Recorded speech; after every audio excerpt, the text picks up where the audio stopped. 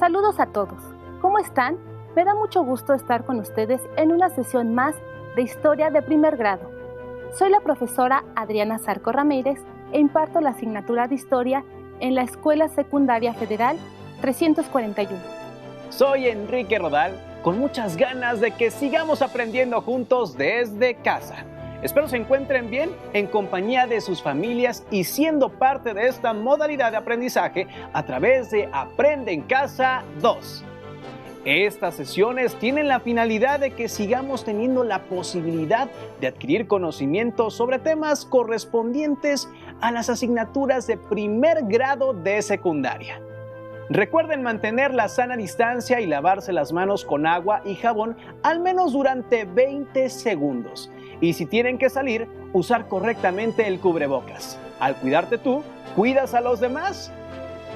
En la sesión de hoy continuaremos recorriendo los principales acontecimientos surgidos a mediados del siglo XVIII. Hacia el año de 1750, el pensamiento ilustrado había evolucionado, incorporaba nuevas ideas y se enriquecía con propuestas de diversos campos del saber. Los planteamientos filosóficos de la Ilustración pasaron a formar parte de una doctrina más compleja y amplia conocida como el liberalismo, que representaba los intereses políticos y económicos de la burguesía, su principal impulsora. El liberalismo seguramente será un tema de su interés. Acompáñenos. Les sugiero tener a la mano lápiz y cuaderno para anotar las ideas principales y las dudas que puedan surgir para posteriormente, cuando vuelvan al aula, tengan la oportunidad de consultarlas con su maestro. Pueden apoyarse con su libro de texto en el bloque 1. Si ya tienen todo listo, ¡comenzamos! El Leviatán es la obra más importante y trascendental del filósofo político y pensador inglés del siglo XVII, Thomas Hobbes, escrita en 1651, donde hace referencia al monstruo bíblico más temido para explicar y justificar la existencia de un Estado absolutista, que subyuga a sus ciudadanos al justificar sus gobiernos por la gracia de Dios. Thomas Hobbes fue uno de los precursores del liberalismo en la Inglaterra del siglo XVII, y sus ideas se reflejan a continuación. La condición del hombre es una condición de guerra, de todos contra todos, en la cual cada uno está gobernado por su propia razón, no existiendo nada de lo que pueda hacer uso, que no le sirva de instrumento para proteger su vida contra sus enemigos. De aquí se sigue que, en semejante condición, cada hombre tiene derecho a hacer cualquier cosa, incluso en el cuerpo de los demás, y por consiguiente, mientras persiste ese derecho natural de cada uno con respecto a todas las cosas, no puede haber seguridad para nadie, por fuerte o sabio que sea, de existir todo el tiempo que, ordinariamente, la naturaleza permite vivir a los hombres. De aquí resulta un precepto o regla general de la razón, en virtud de la cual cada hombre debe esforzarse por la paz, mientras tiene la esperanza de lograrla, y cuando no puede obtenerla, debe buscar y utilizar todas las ayudas y ventajas de la guerra. La primera fase de esta regla contiene la ley primera y fundamental de naturaleza, a saber, buscar la paz y seguirla. La segunda, la suma del derecho de naturaleza, es decir, defendernos a nosotros mismos por todos los medios posibles. El único camino para erigir semejante poder común, capaz de defenderlos contra la invasión de los extranjeros y contra las injurias ajenas, asegurándoles de tal suerte que por su propia actividad y por los frutos de la tierra puedan nutrirse a sí mismos y vivir satisfechos, es conferir todo su poder y fortaleza a un hombre o a una asamblea de hombres, todos los cuales, por pluralidad de votos, puedan reducir sus voluntades a una voluntad. Esto equivale a decir, elegir un hombre o una asamblea de hombres que represente su personalidad y que cada uno considere como propio y se reconozca a sí mismo como autor de cualquier cosa que haga o promueva quien representa su persona, en aquellas cosas que conciernen a la paz y a la seguridad comunes, que además sometan sus voluntades cada uno a la voluntad de aquel y sus juicios a su juicio. Esto es algo más que consentimiento o concordia. Es una unidad real de todo ello en una y la misma persona instituida por pacto de cada hombre con los demás, en forma tal como si cada uno dijera a todos: autorizo y transfiero a este hombre o asamblea de hombres mi derecho de gobernarme, a mí mismo, con la condición de que vosotros transferiréis a él vuestro derecho y autorizaréis todos sus actos de la misma manera. Hecho esto, la multitud así unida en una persona se denomina Estado, en latín civitas. Interesante, ¿verdad? Seguramente se les ha hecho familiares los conceptos de voluntad, derecho o Estado. ¿Cómo se relacionan con su forma de vida en la actualidad? En efecto, es muy interesante, maestra. Según entiendo, el autor asegura que si vivimos en una sociedad no podemos ser absolutamente libres. Ese poder absoluto que tenían los reyes, de algún modo ahora lo tienen los gobiernos y los ciudadanos. Vamos a poner todo esto en contexto. Retomando lo visto en la sesión anterior, podemos decir que el liberalismo surge en Inglaterra a finales del siglo XVII y nace en contraposición al absolutismo y sus máximos representantes, los reyes. Las ideas liberales implicaron profundas transformaciones en las sociedades, pero al mismo tiempo contribuyeron a su continuo desarrollo. El liberalismo es una doctrina que se basa en la libertad de los individuos y que se opone a cualquier forma que vulnere ese privilegio. La característica principal del liberalismo es la defensa de la propiedad privada. El liberalismo político se opuso al absolutismo y al derecho incuestionable de los monarcas y reyes de gobernar. Hoy en día esas ideas siguen vigentes y las podemos ver plasmadas en la Declaración de los Derechos Humanos. ¿Les suena familiar? Les propongo las siguientes preguntas para que se guíen. ¿Qué es el liberalismo? ¿Qué características del mundo de hoy tuvieron su origen en este periodo? ¿Qué ha cambiado y qué ha permanecido? A continuación los invito a ver el siguiente video para conocer un poco más sobre las ideas que dieron surgimiento al liberalismo. Entre la segunda mitad del siglo XVIII y la primera mitad del siglo XX, sucedieron importantes acontecimientos mundiales y transformaciones en todos los ámbitos de la actividad humana. Surgieron las características políticas, económicas, sociales y culturales que integraron a las sociedades y a las naciones que conocemos en la actualidad. En la segunda mitad del siglo XVIII surgió el liberalismo en Europa, una corriente política que defendía la libertad como un derecho, además del principio de igualdad entre las personas. En lo económico, el liberalismo defendía el derecho a la propiedad privada y a la libertad de comercio. El liberalismo fue impulsado por la burguesía, un grupo social que se oponía al sistema feudal, pues sus intereses se orientaban al individualismo y a la libertad económica. Por ello, es que este grupo impulsó los procesos que llamamos revoluciones burguesas, como la independencia de las 13 colonias inglesas o la Revolución Francesa. A principios del siglo XVIII, Inglaterra extraía materias primas de sus colonias en Asia. Por ejemplo, en la India, comenzó a elaborar manufacturas y a exportarlas al resto de Europa. La aparición de la máquina de vapor provocó un gran cambio que favoreció la producción. A este proceso se le conoce como Revolución Industrial y dio un fuerte impulso al comercio mundial. De esta manera, la burguesía se fortaleció y se esparció el capitalismo, un nuevo sistema económico que requería de materias primas a gran escala para elaborar más productos.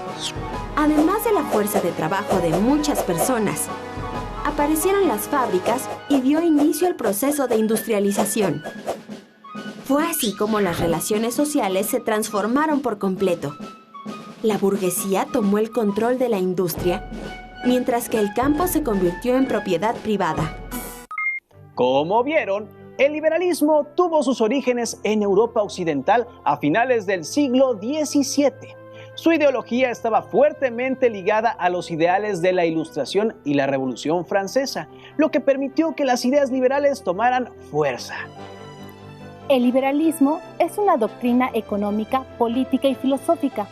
Considera que el desarrollo de la libertad de cada individuo es lo que le permitirá el progreso de la sociedad. El liberalismo propone cambios sociales de forma gradual, flexible. Los liberales se oponen a las restricciones que impiden a los individuos ascender socialmente, a la censura y a la autoridad del Estado ejercida con arbitrariedad e impunidad. En cuanto a la economía, los liberales han luchado contra los monopolios y las políticas de Estado que intentan someter la economía bajo su control. Respecto a la religión, el liberalismo se ha opuesto tradicionalmente a la interferencia de la Iglesia en los asuntos públicos y a los intentos de grupos religiosos para influir sobre la opinión pública. John Locke estableció las bases del liberalismo, ya que consideraba que los seres humanos debían gozar de libertad como derecho natural de los individuos, para ordenar sus acciones y disponer de sus bienes dentro de los límites de la ley natural, es decir, la preservación de la propiedad individual y la ley de la razón humana. Este pensador planteaba un estado de igualdad entre los individuos y consideraba que el poder del Estado debía prevenir del mandato popular y dividirse para limitar el poder absoluto de una persona. Pero veamos las principales ideas liberales en cada uno de los ámbitos: político, económico y social. En el aspecto político, el liberalismo se opuso al absolutismo y al supuesto derecho incuestionable de los reyes para gobernar. Además, se oponía a las ideas de jerarquía y autoridad. De acuerdo a estas ideas, las leyes debían basarse en la voluntad general de los ciudadanos, estableciendo un sistema de separación de poderes que funcionaran como un mecanismo de balance de poder, con el cual nadie podía ejercer un dominio absoluto. Los principios fundamentales del liberalismo político fue la igualdad ante la ley, principio emanado de la Declaración de los Derechos Humanos del Hombre y del Ciudadano de 1789, la soberanía popular y el contrato social. Locke y Rousseau consideraban que el origen y la legitimidad del poder político radicaban en el pueblo. La división de poderes. Montesquieu propuso un sistema de equilibrio de poderes para evitar abusos y desigualdades. La ciudadanía. Sistema jurídico basado en las libertades y derechos individuales, específicamente la igualdad, la libertad de expresión y el derecho a la propiedad. En el aspecto social, surgió la idea de una educación laica, cuando las ideas ilustradas y el liberalismo iniciaron el proceso mediante el cual las ciencias y la concepción y transmisión del conocimiento se pusieron delante de la enseñanza moral y cívica, propuesta por la religión. Es decir, para educar, se pidió que las instituciones educativas permanecieran al margen de los cultos religiosos, sobre todo la educación pública que imparte el Estado. En el aspecto económico, el liberalismo exigía una plena libertad de acción en el ejercicio de las actividades económicas. Entre los principios fundamentales del liberalismo económico están libertad de empresa, comercio, mercado, producción y consumo, considerados estos como elementos esenciales para el logro del máximo desarrollo económico de un país. Libre cambio, libre competencia y libre contratación individual del trabajo, dejando en manos de los particulares la libre competencia. El respeto a la propiedad privada, porque es un derecho esencial para el funcionamiento del liberalismo. La no intervención del Estado en la economía. Su función principal es tan solo vigilar la libertad económica y administrar la justicia. Pero el liberalismo económico no se podría llevar a cabo sin la participación de los burgueses. Para conocer un poco más de este grupo, veamos el siguiente video. A partir del siglo XIII, las diferencias entre los dos grupos de burgueses se hicieron más notorias. Por un lado, los grandes comerciantes y banqueros. Por otro lado, estaban los artesanos, sirvientes y pequeños comerciantes. Con el paso del tiempo, muchas familias burguesas se relacionaron con la nobleza por medio de alianzas matrimoniales. Esta relación con la nobleza llevó a algunos burgueses a ejercer el poder local. A partir del siglo XVIII, el pensamiento liberal de la burguesía provocó revoluciones que transformaron la forma de vida de las personas, su economía y la forma de gobernarse, y que benefició principalmente a la gran burguesía. La revolución industrial desarrolló el poder productivo de las sociedades e impulsó una constante, rápida e ilimitada multiplicación de bienes y servicios. Los trabajadores de las fábricas formaron una nueva clase social, el proletariado. A partir de ese momento, la antigua burguesía se convirtió en una clase conservadora que promovió los valores, la familia, el trabajo y el ahorro. Defendió la propiedad privada y restringió el acceso de las clases populares al poder político. A propósito de la nueva fuerza laboral, Federico Engels escribió en su ensayo La situación de la clase obrera en Inglaterra lo siguiente: un día paseaba por Manchester con uno de esos señores de clase media. Le hablé de los desgraciados y pobres barrios bajos y llamé su atención hacia las terribles condiciones de la parte de la ciudad en la que viven los obreros de las fábricas. Le dije que en mi vida había visto una ciudad tan mal construida. Me escuchó pacientemente y en la esquina de la calle en que nos despedimos comentó: y sin embargo, se gana mucho dinero en ella. Buenos días. La clase dirigente de los próximos 50 años fue la gran burguesía, conformada por banqueros, industriales y altos funcionarios civiles, quienes no sufrían ninguno de los efectos negativos de la industrialización. A partir del siglo XX, los avances económicos y sociales de los países más desarrollados condujeron a la expansión de la clase media o pequeña burguesía, que ocupó los puestos intermedios de la administración pública y empresarial. Estos avances económicos se fortalecieron con el ingenio y la inventiva de los burgueses, ya conocidos como empresarios.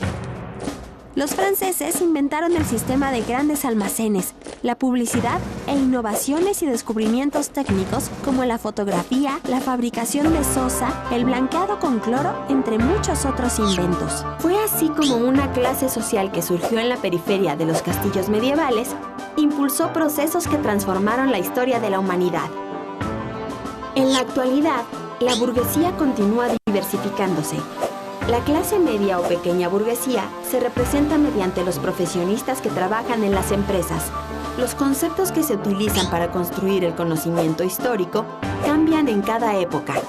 Si estudiamos los burgos medievales, nos enfocaríamos en los comerciantes, pero si nos centramos en la revolución industrial, estudiaríamos a aquellos burgueses que invirtieron en las fábricas.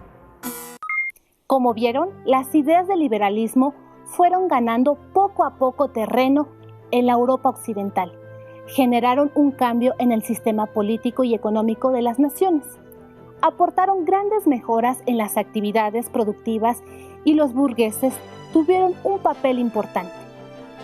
La independencia de las 13 colonias de América y la Revolución Francesa fueron algunos de los movimientos revolucionarios que lucharon contra la monarquía en Europa y América en los siglos XVIII y XIX.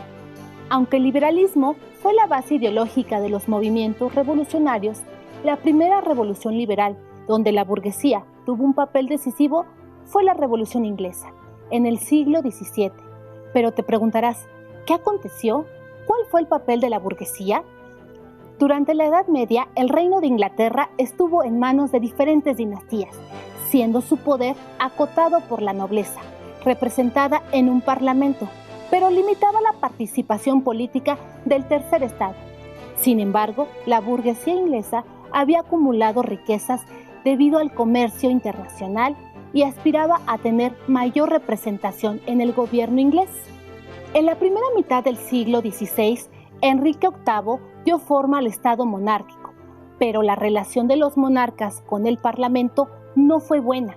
Siempre había pugnas y tuvieron como consecuencias varias guerras civiles.